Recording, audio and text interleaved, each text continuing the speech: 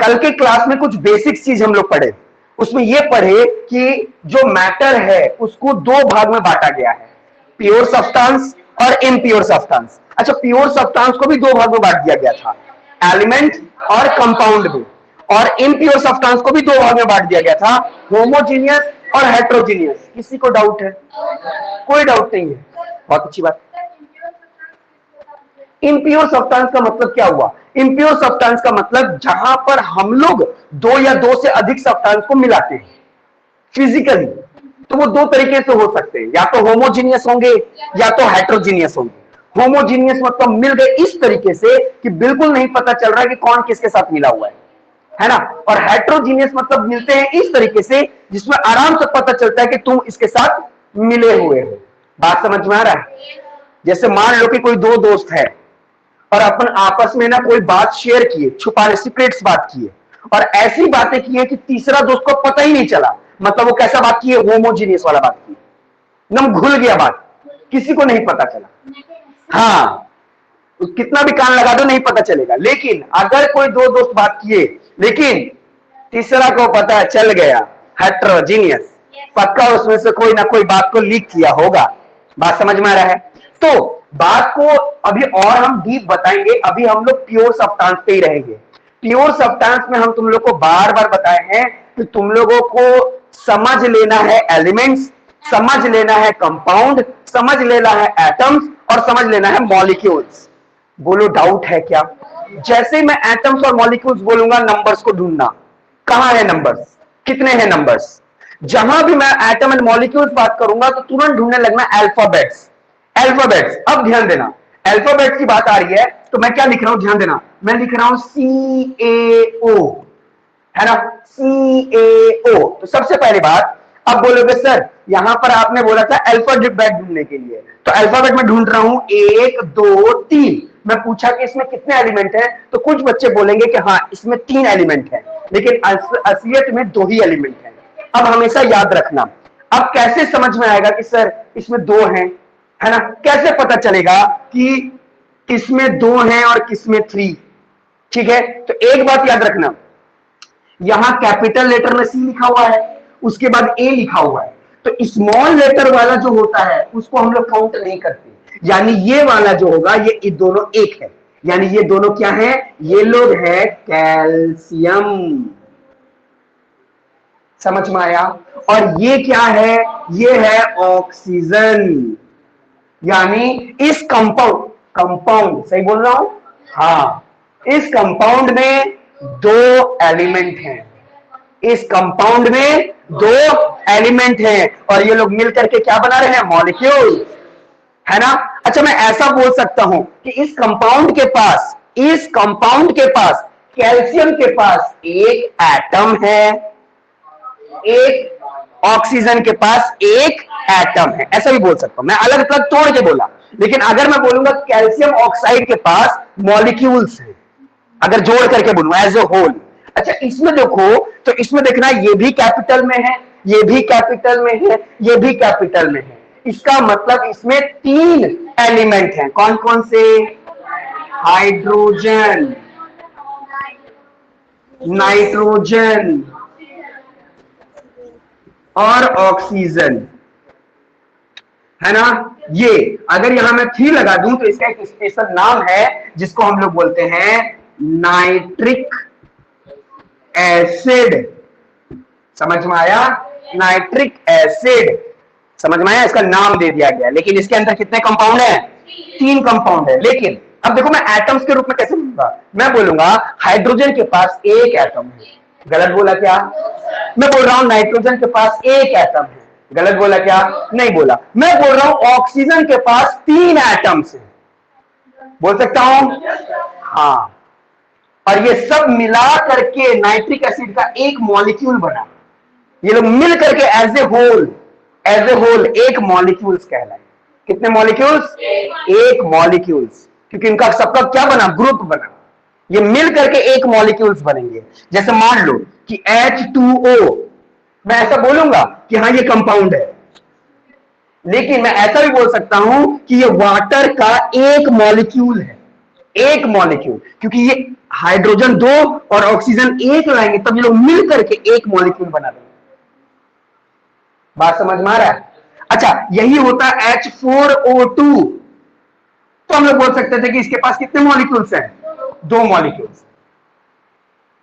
बात समझ में आ रहा है? हाँ, मॉलिक्यूल्स या एटम्स कभी भी बात किया जाए तो आप नंबर्स में देखोगे, नंबर्स में। और कभी भी कंपाउंड और एलिमेंट बोला जाएगा तो अल्फाबेट्स में देखना है ना। किसमें देखेंगे? अल्फाबेट्स में। अच्छा, हमको जरा बताओ तो HCl, ये स्मॉल लेटर वाला एल है, ठीक है, इसका नाम है हाइड्रोक्लोरिक एसिड, जो हमारे पेट में पाया जाता है। तुम बताओ इसमें कितने एलिमेंट हैं? दो एलिमेंट है। सबको समझ में आ रहा है? क्योंकि देखो H कैपिटल C कैपिटल, लेकिन ये तो स्मॉल ना, तो ये नहीं है, इसका एक पार्ट है, ये इसी का पार्ट है। समझ में आ रहा है? तो वो तो एटम्स या मॉलिक्यूल्स के रूप में देखेंगे। समझ में आया? चलिए अब आगे देखते हैं। सर HCl में एक मॉलिक्यूल है। हाँ, ये HCl मिल करके एक मॉलिक्यूल बनाएगा। लेकिन अगर मैं बोलूंगा तो ऐसा भी बोल सकता हूं कि HCl के हाइड्रोजन एटम के, सॉरी, हाइड्रोजन एलिमेंट में एक एटम है, क्लोरीन के पास एक एटम है, दोनों के पास एक एटम है और मिल करके एक मॉलिक्यूल भी बना रहे हैं। ठीक है, मिलेंगे तो मॉलिक्यूल्स, उनका एक एज ए होल ग्रुप एक मॉलिक्यूल कहलाएगा। समझ में आया? जैसे मैं वही बात बता रहा हूं बार बार, जैसे मान लो कि ये हमारे पास वाटर है, तो ये एक मॉलिक्यूल, ये दूसरा मॉलिक्यूल, ये तीसरा मॉलिक्यूल। समझ में आया? ये सारा मॉलिक्यूल्स है, एक, ये लोग मिल करके एक मॉलिक्यूल बने। जब तक ये लोग मिलेंगे नहीं तब तक मॉलिक्यूल नहीं बनेगा। अगर ये अकेला रहता और ये अकेला रहता तो ये लोग मॉलिक्यूल नहीं कहलाएंगे, तब क्या कहलाएंगे? हाइड्रोजन के दो एटम, ऑक्सीजन के एक एटम। लेकिन ये लोग मिलकर के मॉलिक्यूल नहीं बने। लेकिन अगर हम ऐसे मिला करके बोल दें तब बोलेंगे कि यहां पर ये लोग क्या बन गए? एक मॉलिक्यूल है, वाटर के एक मॉलिक्यूल। और एक बूंद के अंदर बहुत सारे मॉलिक्यूल्स होते हैं। बात समझ में आया? जब तक उनका ग्रुप ना हो तब तक काम नहीं होगा। बात समझ में आ रहा है? हाँ हाँ, OH नहीं लिख सकते, उसके पीछे भी रीजन है, ठीक है, वो सब बताऊंगा, टेंशन मत। अब बोल सकते हैं हम लोग बात, वाटर में, हाँ, वाटर में 3 एटम्स होते हैं, बोल सकते हैं ना? हाँ, अगर उस समय जो दिखाए थे ना, यस सर। अभी जो दिखाए थे उसमें 3 मॉलिक्यूल्स थे। मैं 3 बनाया था, वो जो सर्कल बनाया था तो वो मॉलिक्यूल्स बता रहा हूं, वो सब मिल करके एक मॉलिक्यूल कहला रहा है। समझ में आया? Yes sir. ठीक है, तो अब देखो प्योर के अंदर दो चीज आ रहा था। क्या आ रहा था? एलिमेंट और कंपाउंड। ठीक है, अब एलिमेंट भी जो होते हैं वो 3 तरह के होते हैं। एलिमेंट भी जो होते हैं वो कितने तरह के होते हैं? 3 तरह के होते हैं। ये सब तुम लोग को पता होगा। एलिमेंट जो होते हैं वो 3 तरह के होते हैं, या तो वो होंगे मेटल, या तो होंगे नॉन मेटल, या तो फिर वो होंगे मेटलॉइड्स। ठीक है, एक टी लगेगा। समझ में आ रहा है? या तो वो होंगे क्या? मेटल, या तो होंगे नॉन मेटल, या तो क्या होंगे? मेटलॉइड। सब ये तीनों का मतलब समझ लो, जो कि हम लोग लोअर क्लास में पढ़े। मेटल धातु है ना।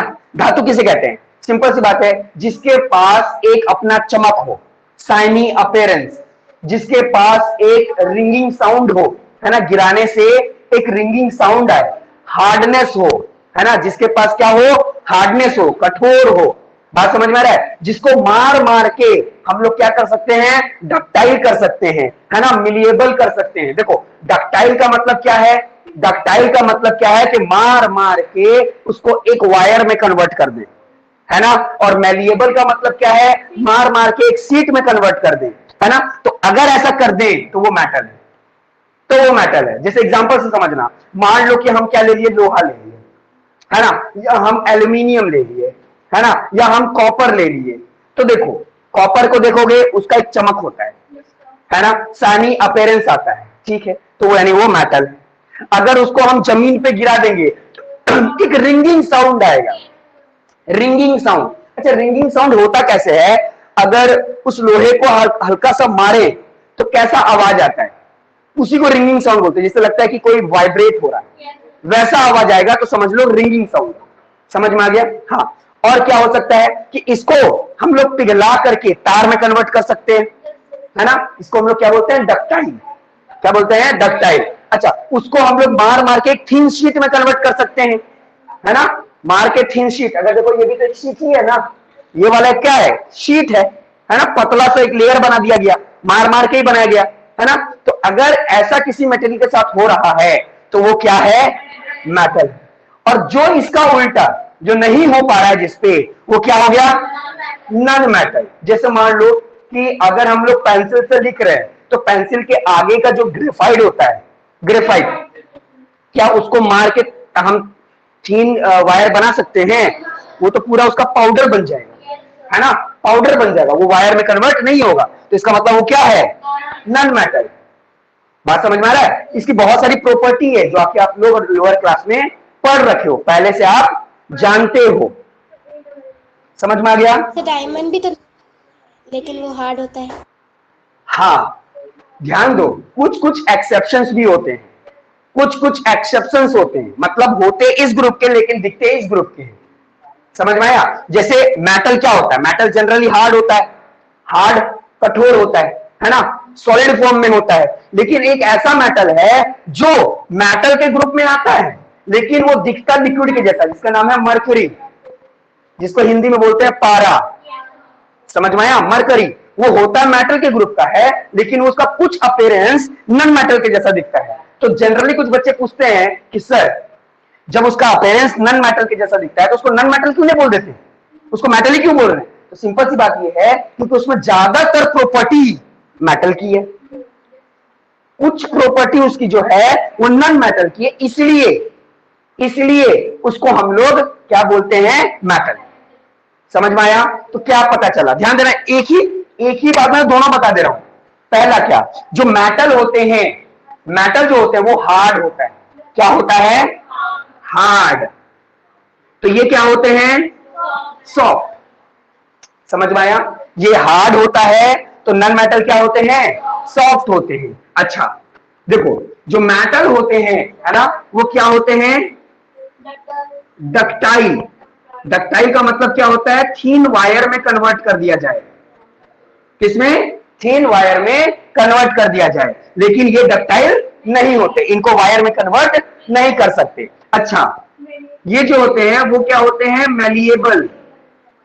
मैलिएबल मतलब थीन शीट में कन्वर्ट कर दे। शीट का मतलब देखना, बहुत सारे लोग अपने छत के ऊपर करकट का भी डालते हैं और बहुत सारे लोग क्या करते हैं? शीट का लगा देते हैं। पीछे देख लेना उधर, है ना, पीछे जो स्टोर रूम बना हुआ है ना, उसके ऊपर का जो लेयर देखोगे, ऊपर में जो ऐसा छत डाला गया है ना, कुछ देखोगे बहुत लोग के घर में इस तरीके से, है ना। कुछ लोग कंक्रीट का डलवा देते हैं और कुछ लोग ना एल्यूमिनियम शीट का, आयरन शीट का ऐसा डलवा लेते हैं, है ना। इस तरह का देखोगे, है ना, बहुत सारे दुकानों के ऊपर जो छत होता है ना, तो कुछ लोग तो कंक्रीट का होता है ना, और किसी का ये मेटल का होता है। तो ये कैसे बना? तो ऑब्वियस सी बात है, इसको पहले शीट में कन्वर्ट किया गया होगा और उसके बाद इस तरह का आकार दिया गया। इस तरह का आकार इसलिए दिया गया कि पानी वहां से बाहर निकल जाए। बात समझ में आ रहा है? तो ये चीज होता है मैलिएबल। ये मैलिएबल नहीं होता। मेरी बात समझ में आ रही कि नहीं? अच्छा, जो मेटल्स होते हैं उसकी रिंगिंग साउंड होती है ना, रिंगिंग साउंड। इसकी रिंगिंग साउंड नहीं होती। अच्छा, एक और बात कि जो मेटल होते हैं उनके शाइनी अपीयरेंस होता है। क्या होता है? शाइनी अपीयरेंस मतलब दिखता थोड़ा चमकदार है, लेकिन ये नहीं ज्यादा चमकदार दिखता। लेकिन एक ऐसा नॉन मेटल है जो चमकता है, एक ऐसा नॉन मेटल के ग्रुप का है जो कि क्या होता है? चमकता है, जिसका नाम है आयोडीन। आयोडीन वो है नॉन मेटल। मतलब नॉन मेटल को क्या होना चाहिए? चमकना नहीं चाहिए, लेकिन वो चमकता है। तो एक्सेप्शन है केमिस्ट्री में, इसलिए इसका नाम ना केमिस्ट्री, मतलब मिस्ट्री, कहीं कहीं मिस्ट्री है, रहस्य है। उस रहस्य को हम लोग को सुलझाना होगा, समझना होगा। आयोडीन, आयोडीन मतलब नमक नहीं, आयोडीन में नमक डाला, नमक में आयोडीन डाला जाता है। आयोडीन एक तरह का लिक्विड मटेरियल होता है, लिक्विड यानी नन मेटल क्या होता है, एक लिक्विड मटेरियल होता है। ये लिक्विड होता है, ये हार्ड होता है, ये सॉलिड होता है, मैं वो नहीं लिखा ना, तो ये क्या होता है, ये सॉलिड होता है और ये जनरली क्या होगा, लिक्विड या गैस के रूप में मिलता है। समझ में आया? तो जो आयोडीन होता है ना वो लिक्विड के फॉर्म में मिलता है हम लोग को। सर हाँ, आयोडीन कौन कौन, हाँ देखो सबका जनरली जो मेटल्स होते हैं ना उनका मेल्टिंग पॉइंट और बॉइलिंग पॉइंट दोनों हाई होता है मेटल्स का, और जो नन मेटल्स होते हैं ना उनका मेल्टिंग पॉइंट और बॉइलिंग पॉइंट लो होता है। बात समझ में आया? जनरली जितने भी मेटल्स होते हैं उनका मेल्टिंग पॉइंट और बॉइलिंग पॉइंट हाई होता है। ये बहुत लेट में, जैसे एक लोहा को ले लो, लोहा को हम गर्मी दे तो क्या वो तुरंत पिघल जाएगा? बहुत ज्यादा गर्मी देना पड़ेगा तब जाकर वो पिघलता है। लेकिन एक प्लास्टिक को, एक क्या बोलते हैं, कपड़े को या एक लकड़ी को अगर मैं जलाऊं तुरंत जल जाएगा, क्योंकि वो लोग क्या है, नन मेटल। बात समझ में आया? वो लोग क्या है, नन मेटल। उनमें बॉइलिंग पॉइंट और मेल्टिंग पॉइंट क्या होता है, कम होता है। बात समझ में आया? तो इन दोनों में आपको यही डिफरेंस समझना होगा, यही दोनों डिफरेंस समझना होगा तुम लोगों को। अब सोच,